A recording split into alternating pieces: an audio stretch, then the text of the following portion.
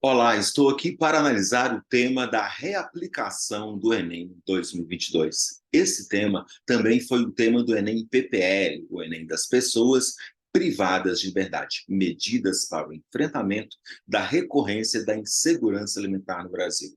Não, resume para mim, é para falar de quê? É para falar da volta da fome. Tá? Recorrência pode ser a continuação ou a volta. Insegurança alimentar é fome. É um tema social, um tema não muito condizente, né, com o tipo de pensamento que estava no poder até 2022. É um tema social e é a volta da fome, ou a continuação aí da fome.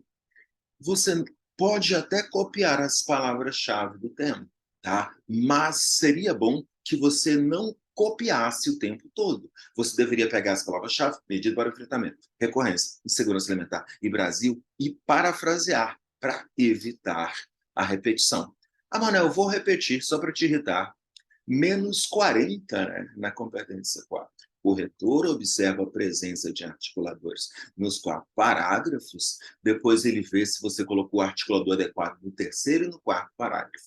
Vê o volume de articuladores, pronomes e substantivos, conjunções, locuções conjuntivas, e depois ele vê a repetição. Repetiu? Ah, você perde 40. Então, seria bom você conseguir parafrasear as palavras-chave.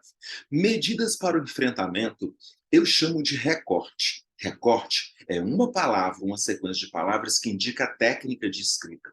No outro tema, né, era desafios. Desafios são problemas. Medidas para o enfrentamento, essas medidas na dissertação, a gente indica lá na conclusão.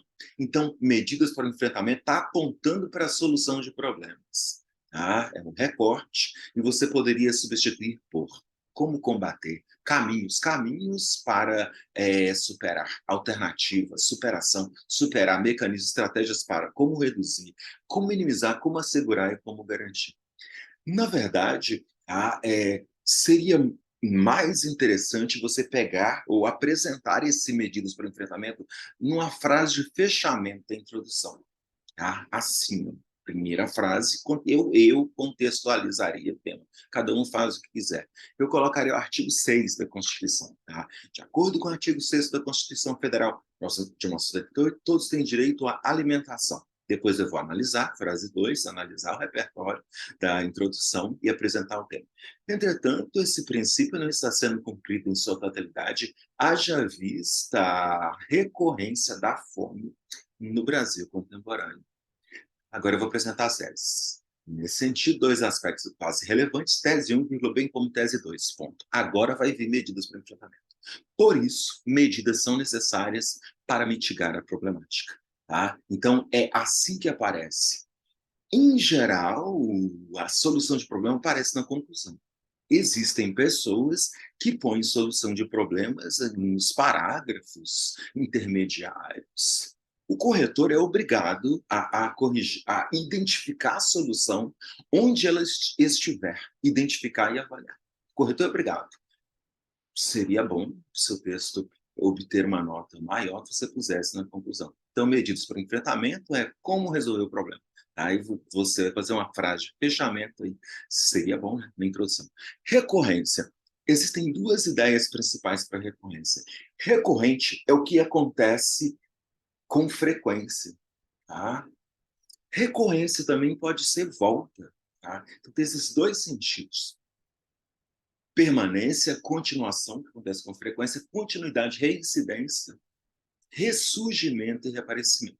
Eu não tive até acesso aos textos de apoio, estou gravando, saiu o tema e eu vim gravar. Tá? Mas esses são os sinônimos. Pode também ser ressurgimento e aparecimento. Insegurança alimentar é fome, tá?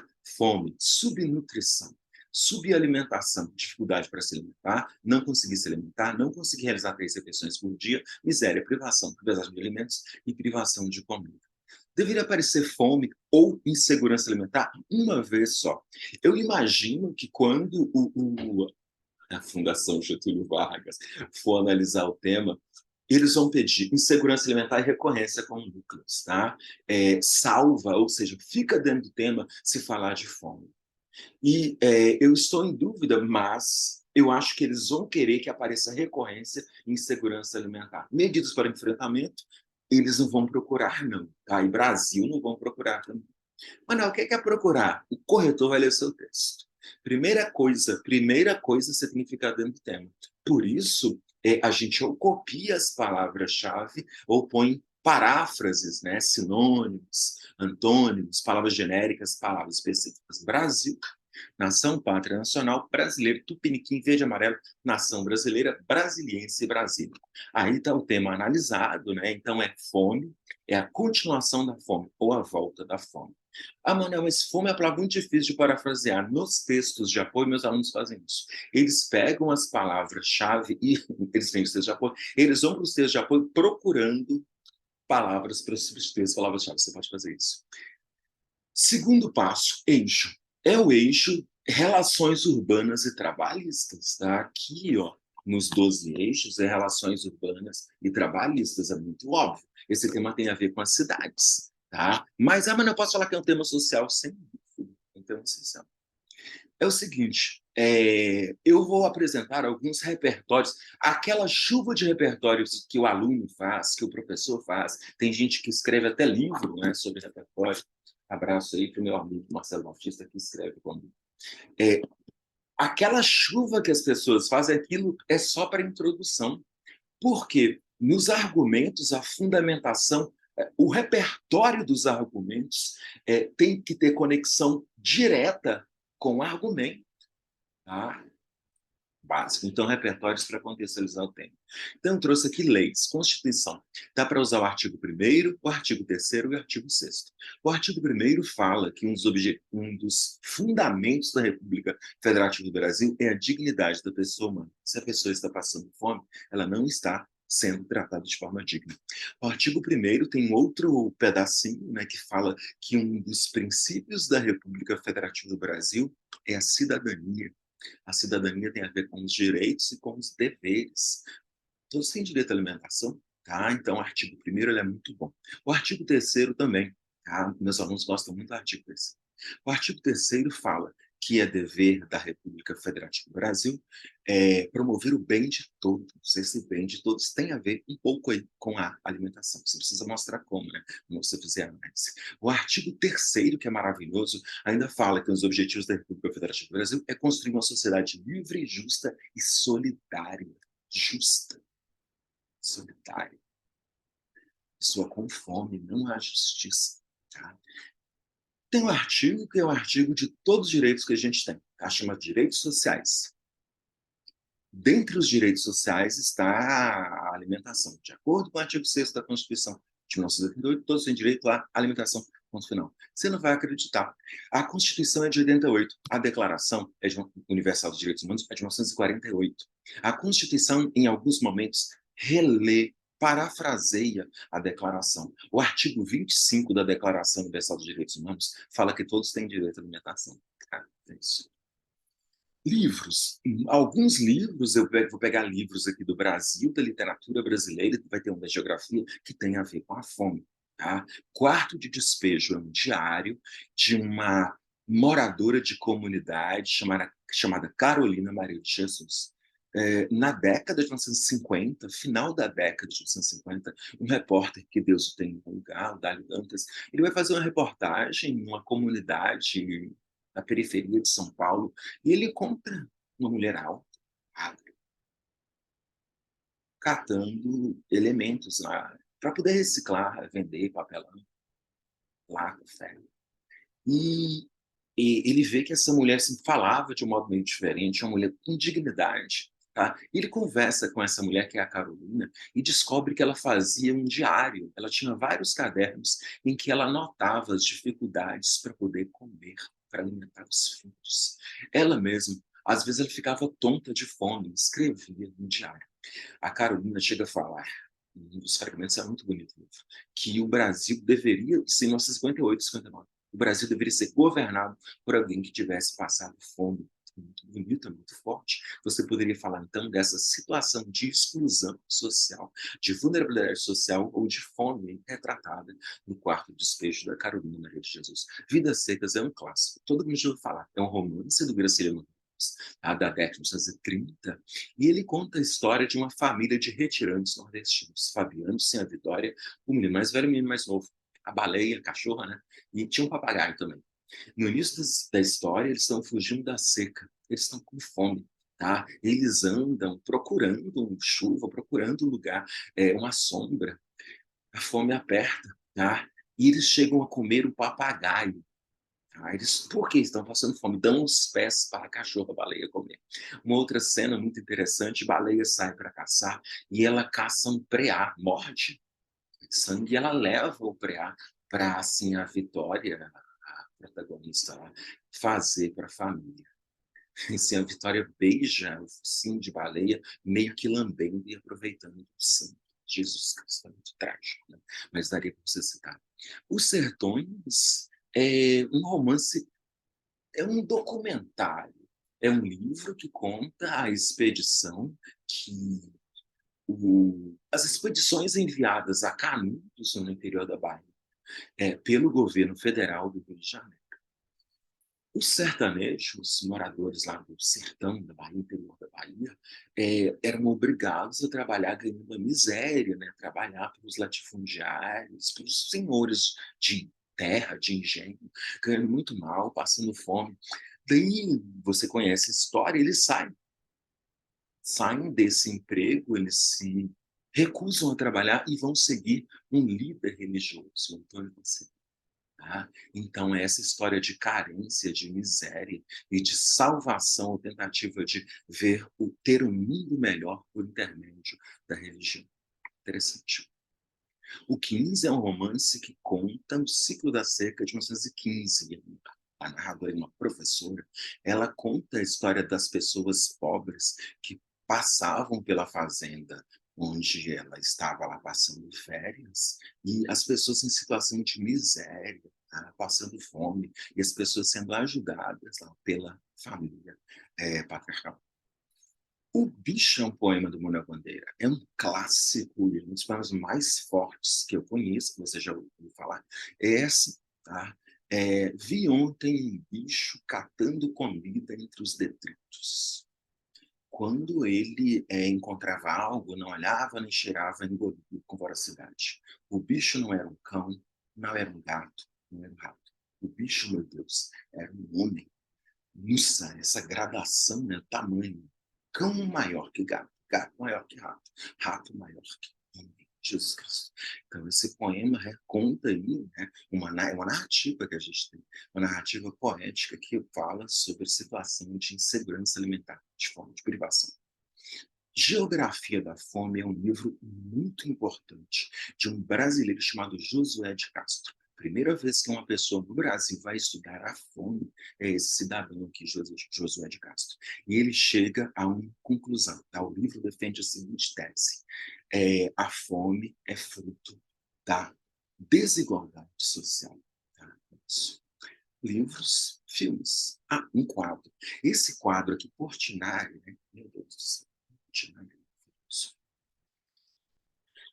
Os retirantes. Aqui a gente vê uma representação de pessoas, 4 adultos, 5 crianças, e olha a criança que está no colo da mulher com uma trouxa. Parece uma caveirinha, que pavor. Tá? Meus alunos gostam dessa introdução, dessa frase.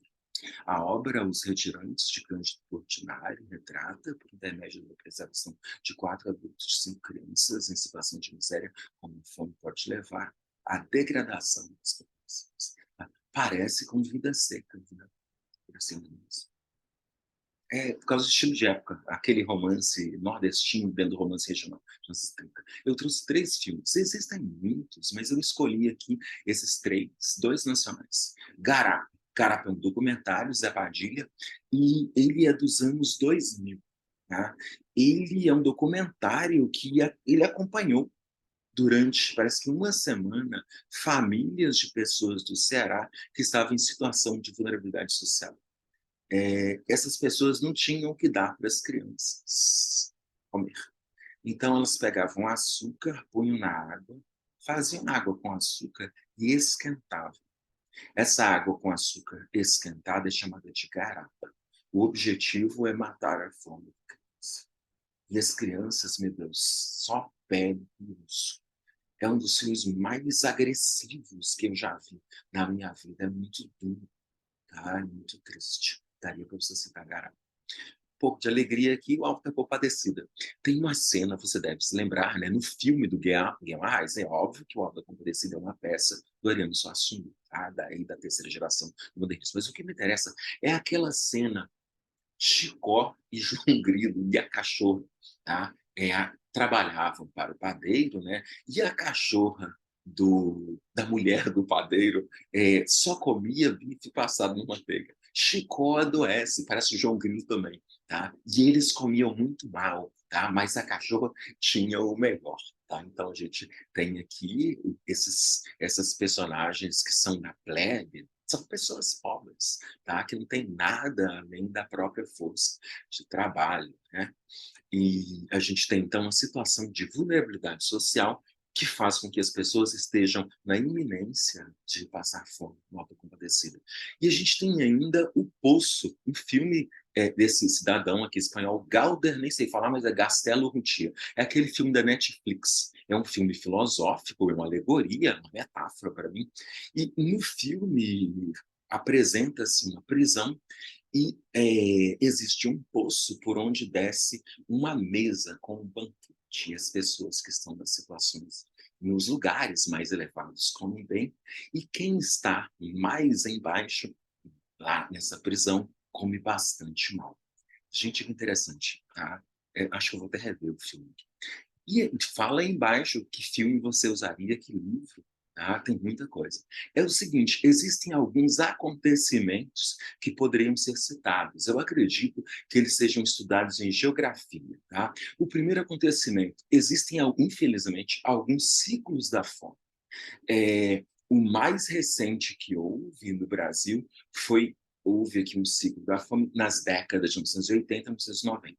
A gente tinha uma situação econômica bastante ruim, tá? E na década de 1990, em algumas regiões do país, a população faminta chegou a ir para as estradas e abordar os caminhões e roubar a carga para poder comer. Muito pavoroso. É o seguinte, cada um gosta de uma coisa, eu gosto de cordel, dos cantadores e repentistas nordestinos. Esses cantadores e repentistas, aquelas músicas de repente, mais ou menos como Caju e Castanho. O que me interessa é que nos repentes e nos cordéis existe referência, eu vi isso só na literatura mesmo, na música, há uma década em que as pessoas passaram muita fome no Brasil, que foi a década de 1990. Existe um compositor no sul da Bahia, cantor e compositor, chamado Elomar Figueira de Mello, que também registra isso, registra essa fome da década de 1990, tá, no Brasil. Então, você pode falar desses ciclos da fome que você estudou em geografia. Dá para falar ainda da saída do mapa da fome, né? Devido aí à adoção de políticas públicas efetivas entre os anos 2000 e 2010, em 2014 o Brasil sai do mapa da fome. O que é sair do mapa da fome? É haver menos de 5% da população com dificuldade para poder se alimentar. Muito bonito, não é? Saiu do mapa da fome em 2014. Parabéns, hein? É o seguinte, no contexto da pandemia de coronavírus em 2020, muitas pessoas tiveram dificuldade para poder se alimentar, para poder conseguir dinheiro, tá? Não sei se você vai se lembrar, eu me lembro de algumas pessoas que ofereciam fazer faxina por um prato de comida.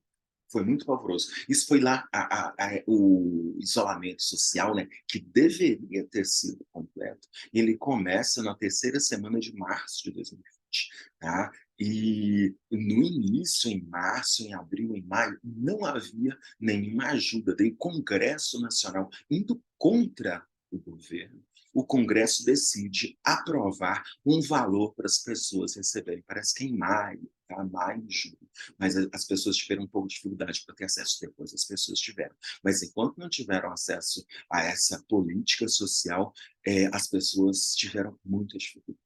Tá? Então, teve um contexto de fome. É o seguinte, então, devido à pandemia, o Congresso Nacional aprovou um auxílio emergencial, tá, em meados de 2020, tá, e melhorou um pouco a situação das pessoas.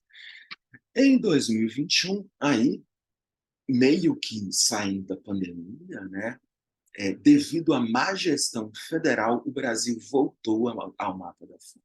Havia um número, infelizmente, bastante grande de pessoas que não conseguia fazer as 3 refeições por dia.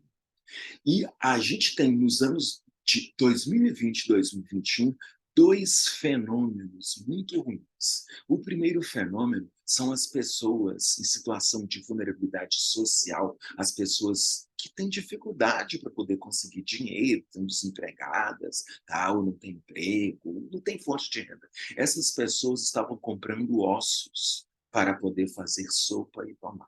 Ou comprando, ou pegando. Tá? Houve supermercados que chegou a vender ossos. Tem outra coisa bem pavorosa também de 2020 e 2021. Alguns supermercados algumas empresas e supermercados estavam vendendo produtos que eram imitações de outros produtos por preços acessíveis. Olha só, tem um caso que foi bizarro. Já que o leite estava muito caro, alguns supermercados e empresas, empresários, passaram a vender soro de leite. Estava escrito, deve ter sido soro de pequeno e leite maior. Tudo isso, tá? Isso aqui, meu Deus, a parte da pandemia, o terceiro item, isso já é algo que a gente sabe, isso não é nem geografia, não. Tá? Então, tudo isso poderia ser usado para poder contextualizar o tema, talvez para poder fundamentar a tese. É o seguinte, eu trouxe alguns argumentos, tá? Por quê? Tá? Por que que tem fome? Tá? Essa é a ideia básica. Alguns argumentos, tá? Por que que voltou a fome, permanece a fome? Concentração de terras, concentração fundiária. Esse argumento tem uma natureza histórica para mim. A gente estuda em geografia e fica sabendo que na segunda metade do século XX, nos anos 60, 70, 80, as populações começam a sair do campo e das cidades menores, elas desistem de trabalhar a terra, ou elas não têm terra e vão para cidades grandes. Tá? A concentração fundiária, o fato de mais de 90% das terras estar na mão de pouquinho, sei lá, 1% da população. Tá? Então, existem muitas terras, a maioria das terras está na mão de pouquíssimas pessoas e são grandes propriedades. A gente tem um histórico da população não tendo acesso às terras. Você pode pensar no século XIX, a lei de terras. A lei de terras, ela é editada, permite que as pessoas possam comprar e vender terras. Tinha que ser cidadão livre e ter algum dinheiro.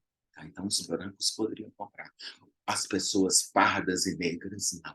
Até com respeito.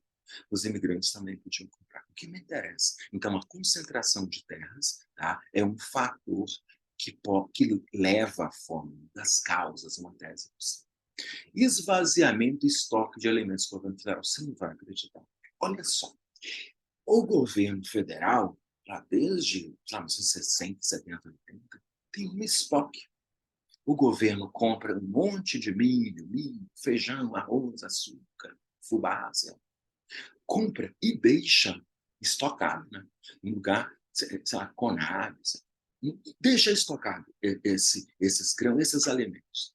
Daí o preço começa a subir. Vai subindo o preço do feijão. O governo pega esse feijão que ele tem no estoque e começa a vender. Começa a vender por preço mais baixo. O outro preço que está alto vai fazer o quê? Vai diminuir. O governo usa, ou deveria usar, o estoque de alimentos para controlar os preços dos alimentos. Tá? O que aconteceu? Você não vai acreditar. Não confia em mim, não. Vai no Google. Confia em mim, não, viu? Vê se isso é verdade. Entre 2019 e 2022, o governo não atualizou. Ele só foi vendendo. Ele não comprou. É por isso que subiu o óleo. É por isso que subiu o açúcar. É por isso que subiu o arroz. É por isso que subiu o feijão. Abraço para mim, né? Então, uma das causas da volta da fome, ou da continuação da fome, é o esvaziamento de estoque de alimentos por parte da pessoa que estava no poder entre 2019 e 2022. Terceira causa. A aula é minha, o estudo é meu. Eu acho meio fraquinha, mas é possível. Ineficiente estrutura de abastecimento escolar. Tal abastecimento alimentar. Ineficiente estrutura de abastecimento alimentar. Pode ser, né, que as estruturas lá em algumas cidades, né, não estejam eficientes. A aula é minha. Fui eu quem levantou a tese e eu acho fraca. Eu prefiro as duas minhas. Ah, mas eu vou fazer essa só para te incomodar. À vontade, né? Dificuldade de acesso a políticas de emprego e de renda. Meu Deus, essa é uma tese muito forte. O que que acontece? Depois da pandemia, as pessoas voltam a trabalhar. Não sei se você tem notícias na sua família, nos seus conhecidos, algumas pessoas tiveram um salário reduzido, sei lá, em 30%, em 10%. Algumas pessoas tiveram um salário reduzido em 50%. Então, a gente teve dificuldade e retração. Tá? As pessoas estão tendo dificuldade para conseguir emprego, para conseguir dinheiro. E houve ainda uma retração, diminuiu o número de vagas, diminuiu o número da renda, a pessoa volta a trabalhar, e eu disse aqui, e vai ganhar menos. Ah, não, vou parar de trabalhar. E vai comer como, né? Então, primeiro, as pessoas não conseguiram, muita gente não tem conseguido emprego e fonte de dinheiro, de renda. E outra causa interessante, que eu acho que é mais forte, é essa diminuição da massa salarial, diminuição da renda. A pessoa voltou a trabalhar com salário menor. Bem interessante ainda, retração do emprego, tem havido menos emprego. Sem ter emprego, vai ter dificuldade para se alimentar, para morar. Meu Deus do céu. Priorização da produção de grãos e de carne para exportar. Essa tese, para mim, Manuel Neves, é muito forte. Não gostei, posso fazer nada. O que é isso? Eu respeito as pessoas e fala-se, agro é isso, o agro produz o que você come. Só que não, né? Confirme não, vai procurar depois. 70, no mínimo 70% do que a gente come, do arroz, do feijão, do açúcar, da carne, vem do pequeno produtor, vem da agricultura familiar. Não vem do agro, não. O agro produz soja, suco de laranja, carne, tudo para exportar.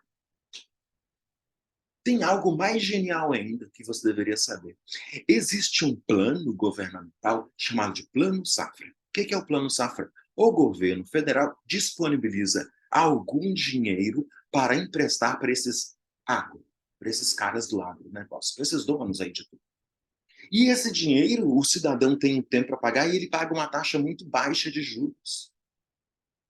Então o governo está com respeito, cada um faz o que quer. Está financiando o agro. E tem algo mais genial. Enquanto ele financia o agro, tem financiado, só aumentando o valor do plano safra, ele enfraqueceu as políticas de agricultura familiar. Palmas. Por que palmas? Quem produz alimento no mercado interno é a agricultura familiar. Mandioca, feijão, arroz. E por isso que a gente tem a volta da fome. Tá?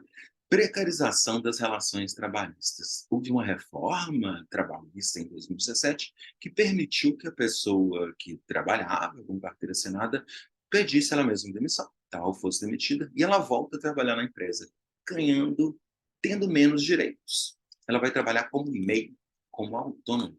Essa é uma hipótese. Tá? Então, a reforma trabalhista permitiu que as pessoas pudessem trabalhar tendo bastante menos direitos trabalhistas. Isso é básico. Tá? É chamado de terceirização. Tem outra coisa bem interessante. A precarização das relações trabalhistas também se dá na medida em que a pessoa não consegue emprego. Está tendo emprego? Não. A pessoa vai trabalhar de entregador, vai trabalhar de Uber, tendo zero direitos. O que a gente tem? A gente tem um aumento da miséria. A pessoa recebe menos, tem menor capacidade para se manter. Esses são só alguns argumentos que eu pensei. Tá? Fala aí no vídeo, comenta aí embaixo o que você colocou de argumento, o que você colocou, o que você colocaria. Já que tem os argumentos, vou botar a solução, né? Terminando aqui a aula, eu trouxe algumas soluções possíveis para essas teses. E, gente, algo que é muito elementar. Você vai resolver a tese, né? Pelo amor de Deus. Quando você não resolve a tese, resolve o tema, você perde ponto da competência 3. Ampliação das políticas de reforma agrária. Assim, a gente teria acesso à terra. Com mais gente tendo acesso à terra, vai haver mais produção de agricultura familiar, mais alimentos para o mercado interno, vai diminuir o preço e mais gente vai comer. Segunda solução, recomposição do estoque de alimentos. O governo federal básico, né? Básico. Fala mais uma vez, básico. Mano, está subindo o preço, o governo tem que ter uma ferramenta, e existe a ferramenta, essa não foi usada. Deveria haver uma ferramenta para diminuir o preço dos alimentos. Existe a ferramenta. Ela não foi usada em 19, 20, 21, 22. A pessoa, cujo nome não vou falar, zerou o estoque. Não recompôs, não. Abraço, né? Oi? Aumento incentivo à agricultura familiar, básico, né? Apesar das propagandas e da ideologia, quem produz o alimento que você come não é o agro. Não. O agro é agroindústria. 70% no mínimo dos alimentos que você come vai para o mundo, vai estudar, vem da agricultura familiar. Básico, né? Criação de políticas capazes de gerar emprego e renda. Pessoa, na verdade, né, só tendo emprego e renda vai ajudar, mas tem que haver essa política aí da agricultura familiar. Deveria haver várias políticas, né, com respeito para que houvesse melhor na situação, tomara que haja. Regulamentação do trabalho por aplicativo, né, no mínimo, tem que, algum direito tem que ter, né, a pessoa vai trabalhar que nem um louco para poder ganhar R$ 5. 7. Pelo amor de Deus. Regulamentar. Mano, o que é regulamentar? É criar uma legislação que garanta alguma segurança. Respeito, mas a pessoa trabalha fazendo entrega. A moto ou a bicicleta estragou, a pessoa cai. E aí, pelo amor de Deus, né? Ou revogação, cada um faz o que quer, ou alteração da reforma trabalhista. As pessoas têm que voltar a ter emprego e voltar a ter dinheiro, senão não vão conseguir comer. Prazer muito grande. Comenta aí o que você achou da aula, diga para o seu amigo, tá? Dá um joinha, faz comentário com os estudos.